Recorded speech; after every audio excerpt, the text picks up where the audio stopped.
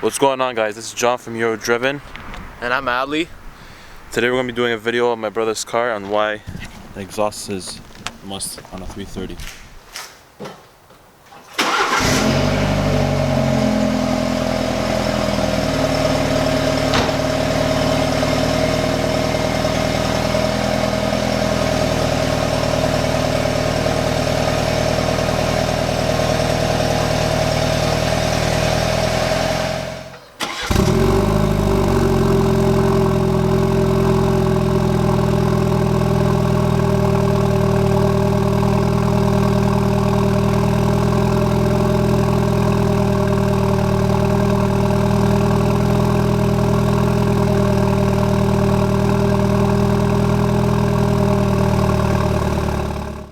So Ali, tell the viewers what you have done to your car. So what I've done to it is a stage 1 tune from DME Tuning. It comes stock with 248 horsepower and 258 torque. After the tune, we're pushing at about 300 horsepower and 360 torque. And what else I have done to it is I actually did the conversion from the dual exhaust on one side to the two, like the 340. As you can see, under we have the M Performance muffler. And what I realized I decided to do was, instead of buying the actual carbon fiber tips, they're kind of pricey for one. So I just went and I bought a matte carbon tips off eBay, and what I just did to make it look more OEM was just give it a clear coat. Yeah. And honestly, with the tune, with the burbles that comes with it, and doing the whole exhaust conversion, it makes it's a whole new world of sound from the car. Yeah, this car sounds like an 1847. And over here we have a carbon fiber spoiler that I bought. It's just it's a regular carbon fiber spoiler, it just has a clear coat on top of it, and it's nothing crazy. There's more stuff to come to the car, more like I want to get a Burger Motorsport intake, maybe a charge pipe, just a lot of stuff to make the car fun and enjoyable, because at the end of the day it is a 4-cylinder, and a lot of people do underestimate the 4-cylinder. So when you do come up against a race against a 6-cylinder car like a 335 for example, and you beat them, like the reaction they give you is quite priceless. Yeah, we're going to be showing you some video clips of this car taking on E92 335 stock, of course. But Ali, let's show them some exhaust clips. Sure. So we're going to be showing you different sounds from the exhaust, from Comfort all the way to Sport Plus. This is what it's going to sound like on Comfort.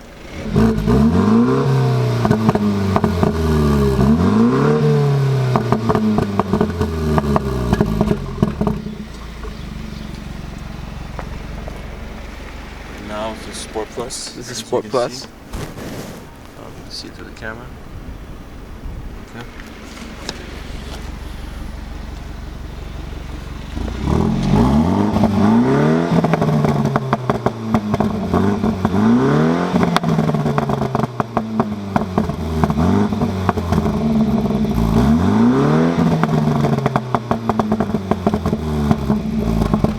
And the only thing that has been done to this car is just the performance exhaust. No cat delete, no resonability. This is all stock, besides the tune. So I'll do some drive-bys.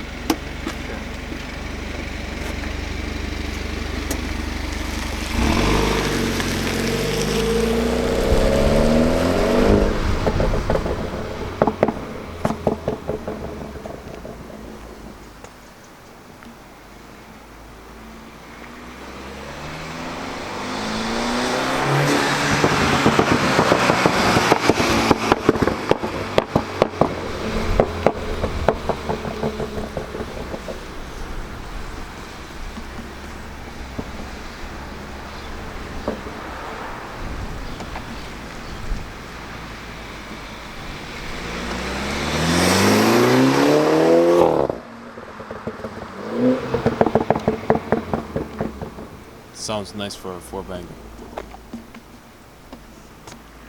These engines are underrated, the B48s.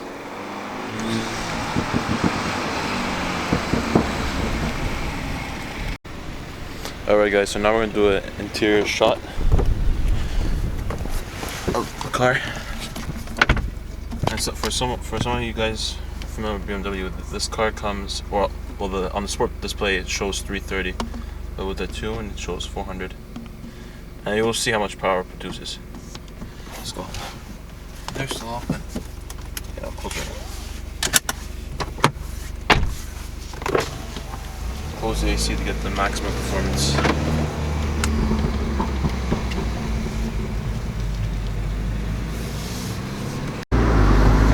This car spool is so nice. You guys can hear it.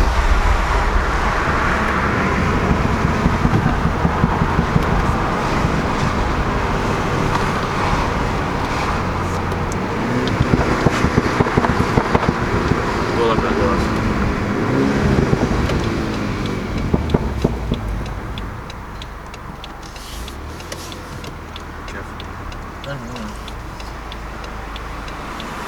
Look at you.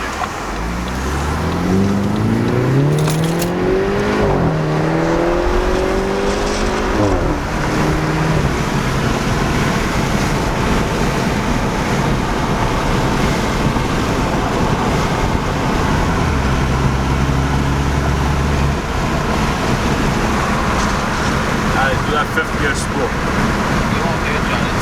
It's too windy. Well, I'll try, but Take left here, take left here.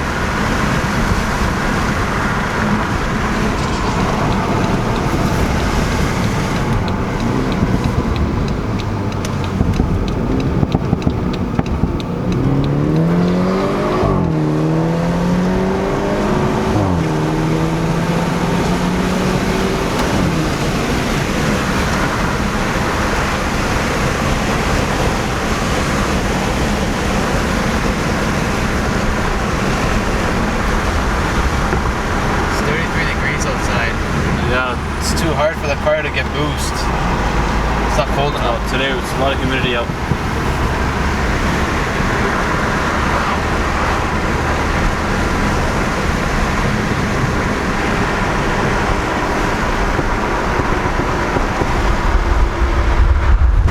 You close your window if you want, so.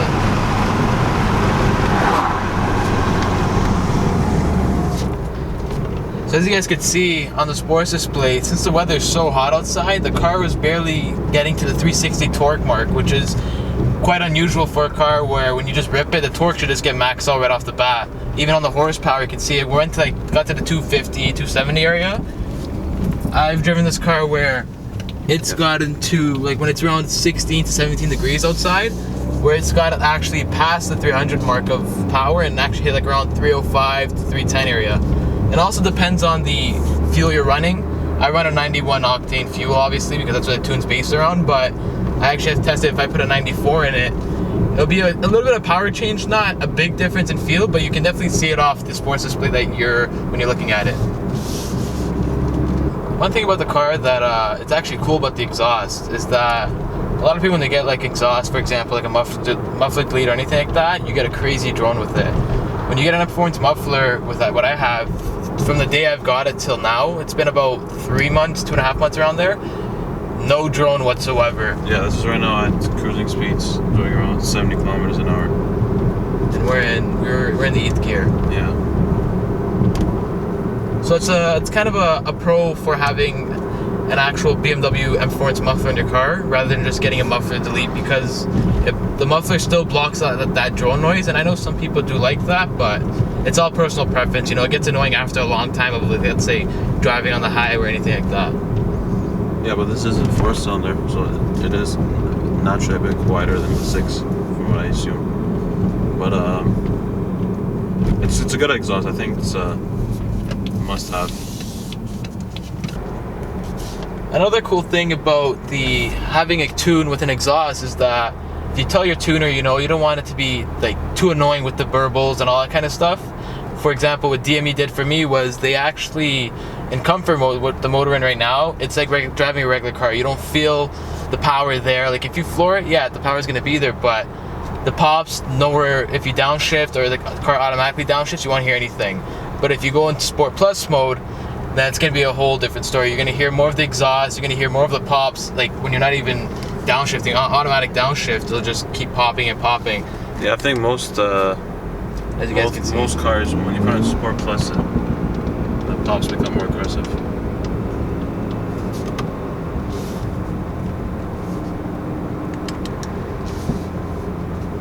And another thing people would ask me would be like, how come you didn't go with just a piggyback tune or something like an MHD or JB4 or like a plug and play? And I told them like, it's cool and all, but you know, like with my research that I did, I found out that flashing the ECU, it's not the best thing obviously when you have a car that's under a lease, but you get the most gains out of it. And I realized that even if anything goes wrong, nothing can really go wrong, and if it does, you know, you can contact a tuner that can help you out with it. Rather than having an MHD or a JB4, you're going to be coming up across a lot of, like, let's say you rip the car after a race, you're going to get maybe a check engine light for no reason. It's just the piggyback tunes. They're reliable, but only for a little bit. In my opinion, I personally think they're only good just for, you know, like burbles and all that stuff. But when it comes to actual power, I wouldn't really trust it. So a lot of people on the forums and just any post in general, what they say about the B48 engines is that people usually think that it's more of since it's a 4-cylinder, you know, you can't really get the power out of it, or they're not really reliable. But what I've read on Beamer Post and actually Arcade Tunes forum is that they actually say that the B48 is actually one of the most underrated 4-cylinder engines that BMW has made for tuning. Like now people are starting to create turbo kits for them. This one guy I actually have a conversation with on one of the forums. He's just on stock bolt-ons other than just a downpipe and a tune, and he's pushing around 350 horse and 500 torque.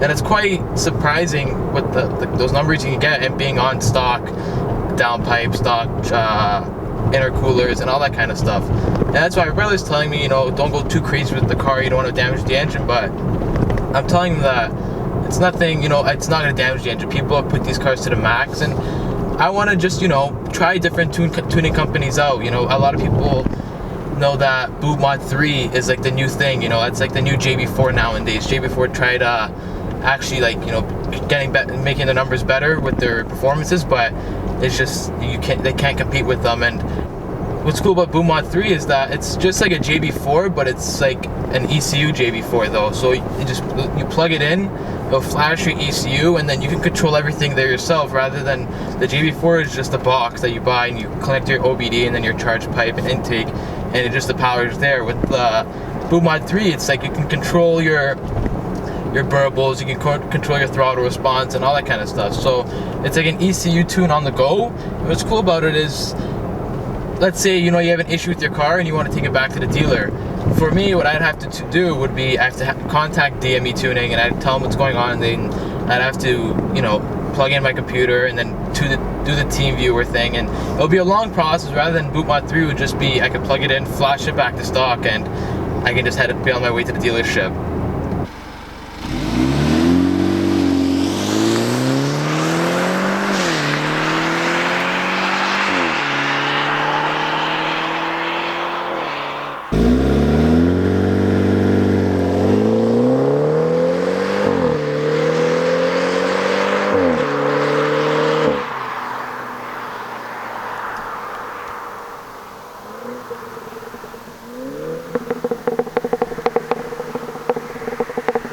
Sounds sick.